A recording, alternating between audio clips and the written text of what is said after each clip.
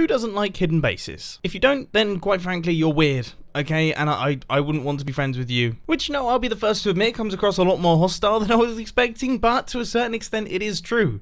So in today's video we're going to be taking a look at 25 different hidden entrances and also hidden activation devices that you can use to activate your hidden entrances so that you can make the best hidden bases in Minecraft. 2x2 flush piston door. I thought I would start things off with some fairly simple ones before we move on to some of the more complicated stuff, and this is by far the most common type of hidden entrance. I mean, look at it. You can understand why. It's a really nice looking piston door. It only involves a handful of pieces of redstone dust and 2 repeaters. You could build it within about 30 seconds if you're motivated enough. And it does the trick, doesn't it? Redstone torch key. For anyone who's seen one of my bunker videos before, you've probably seen this piston layout because this is one of my favorite hidden activation devices. If we place down a redstone torch, you can see the pistons extend, the redstone torch gets broken, and we can take a redstone output from this thing. Now, the reason that we want to break the redstone torch is because we want to be able to pick up that item and remove any evidence of there being a hidden activation device there. It's really small, it's really simple, easy to build, it's pretty cool. The tiny hidden staircase. And I would say that's a fairly fitting description for this thing. I mean, I built it back in 2014, maybe 2015, and in 4 or 5 years, I still haven't been able to improve it.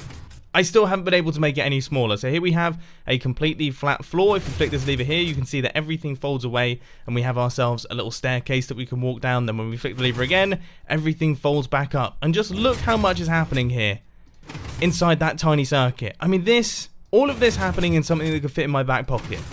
Yeah, that's right. My back pocket is a 48 cubic meters. I'm a big guy. The anti-path activator. Now, the reason I call it that is because this redstone contraption really looks like it doesn't like path blocks. If we convert this, you can see that instantly the piston extends, converting it into dirt. But most importantly, we get a redstone output from that, which we can hook up into one of our hidden entrances. And the reason that this is so good is because you always have a shovel on you.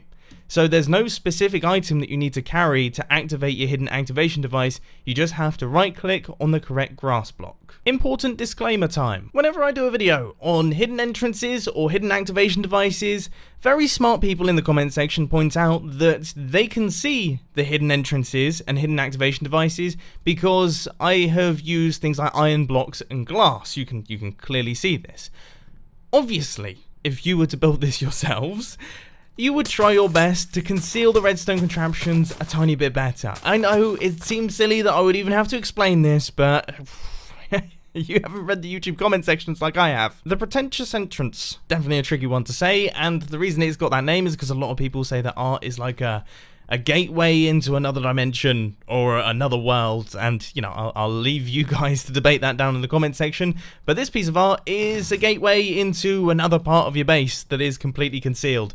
We've all seen the walkthrough paintings that have been built since 2010 Minecraft. They're pretty old school. Nowadays we can crawl through, meaning that if we add a little bit of redstone, we can actually get through 1x1 paintings, and they're really smart and really simple. I was going to do a really bad Batman impression, but then I decided against the entrance. Back in the day when I was a young'un on YouTube, one of my most popular videos was a Batman style waterfall splitter entrance. Now, it's been a while since I've touched on the subject, so I thought I would try and redo it with modern redstone technology and make it as small as I possibly could. I spent a number of hours on this, and I've got to say I'm very proud of the end result. I mean, this thing's absolutely tiny. It's about as small as it could reasonably be, and if we hit this button right here, you can see that the waterfall gets removed, and then it drops back down. It splits on either side of our now open doors so we can gain access to our base. And then if we activate it once again, you can see that the waterfall goes, everything gets closed up, and everything returns back to normal.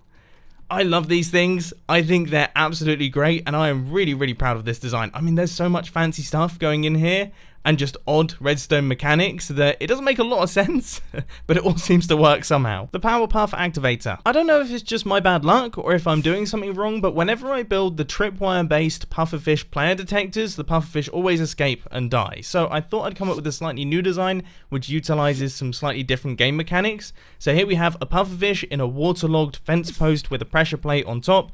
When the pufferfish puffs up, it will then activate that pressure plate, obviously giving us a redstone output, but this setup here doesn't give any room for escape, so you're in here forever, buddy. The lazy flush. This is for people who are too lazy to build something like this. You can just construct a piston door in the corner. Is it boring? Yes. Is it bland? Very bland. I would think you're super bland if you built this. I mean, if I came to your base and I saw this, I would be judging you a lot. I'd be judging you lots, okay? Because it's so unimaginative, but for some people it fits the bill. A farmer's button. This is a pretty nice looking field of wheat. Nothing too curious or strange about it. If I walked past, I wouldn't notice anything. But if we take a look here, you can see there's a slight gap. And if we utilize the hitboxes, we can right click through that gap, hitting a button, which allows us to activate some form of hidden redstone device. This is a sneaky one, okay? It is a sneaky one. Only the keenest of keen eyes would be able to spot it. The underwater easy in and easy out is a bit of an interesting concept in that I thought I'd just try and build it and see if it worked, and it actually seems to work quite nicely. So currently we're on the inside of our hidden base, the ocean is above us. If we hit this button right here, you can see that soul sand gets swapped across, we get a shot upwards, the trapdoor closes up behind us, and then we can leave our hidden base behind without anyone knowing that it's there. Now if we were entering the hidden base, we would obviously have some form of secret activation device that would open up our trapdoor, the magma would stay there, we'd drop through the water without having to hold shift or do anything like that, and we'd immediately drop down into our hidden base. The overwater easy in and easy out is probably one of my favorite trapdoors to exit from. So here we are on the inside of my hidden base. I know it needs a little bit of work, but if we hit this button right here, you can see that we get launched upwards and then the trapdoor closes up behind us. Makes it so much easier to get out of that hidden base. And if we take a look at the redstone, another one that is crazy how small it is. Look, 2 blocks wide, okay, paper thin, the stone breaker. Now I will be the first to admit that this is no small redstone contraption, okay, this is quite a beefy one, but it does come with the added benefit that you don't need any specific items in your inventory. No redstone torch keys, no special key passes, all you need is a pickaxe, and you need to know what block to break. When you break that specific stone block, it will be replenished, you'll get yourself a redstone output, and that will activate your hidden entrance. It's pretty smart. But it's huge, yeah, it's very big. The entrance from 2012. This little thing was featured in my 50 things you can build in Minecraft video, but sometimes it's good to remind people of the old goldies. If we just jump through this lava, you can see we drop through straight into water, we barely take any damage in survival, and then we've popped into our hidden base. I mean, it's as simple as that, no redstone involved, and the best thing is if someone sees you do this, you look amazing. You've just jumped off a ledge into lava like a total nutcase and somehow haven't died. Not a hidden staircase, but a hidden entrance in a staircase. It's a fairly lengthy name, but I'd say it's quite a descriptive one. Here is our not hidden staircase, and if we activate this thing, it reveals our hidden entrance. Now as you can see, this is 1 block wide, but the good thing about this redstone design is it's expandable, so if you want something slightly wider, then all you have to do is copy the redstone over. But if you want it in 1 wide configuration, then as you can see, I mean it's about as small as it can be. This thing is a slither of a redstone contraption, and I would say that's the technical term for it. The composter pull-through. Once again, Minecraft 1.14 comes to the rescue in 2 ways. First off, we've got the composter, quite a nice little block, but more importantly, we have the crawl feature. We can literally package ourselves up and pull ourselves through a wall to gain access into a hidden base.